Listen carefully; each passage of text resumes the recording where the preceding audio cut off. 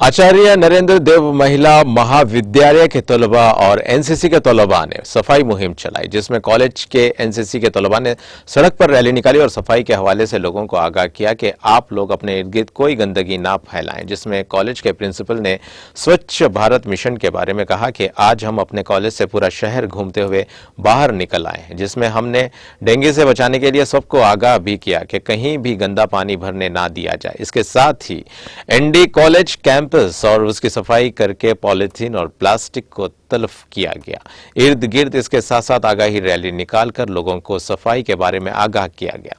ND college के तलबा ने स्वच्छ भारत मिशन के तहत लोगों को एक ही इस्तेमाल के प्लास्टिक के थैलों और दीगर मसनूआत से बचाने के लिए एक रैली निकाली। वो आलूदगी का सबब बनते हैं। कस्बे की गलियों में सफाई मुहिम चलाते हुए सफाई के बारे में आगाह किया।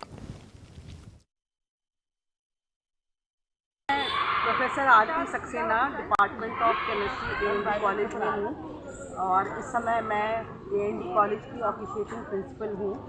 और आज हम लोगों ने विज़न 2047 के तहत, जैसा शासन से आदेश आया था, एक रैली निकाली जो हमारे कॉलेज से होती हुई और पीछे की सड़क को कवर करती हुई पूरे सभी बच्चे और सभी टीचर्स इसमें इन्वॉल्व होके हम लोग रैली में अपने अपने पर्पसफुल नारों के साथ हम लोग निकले और पूरा कवर करते हुए वापस अपने कॉलेज में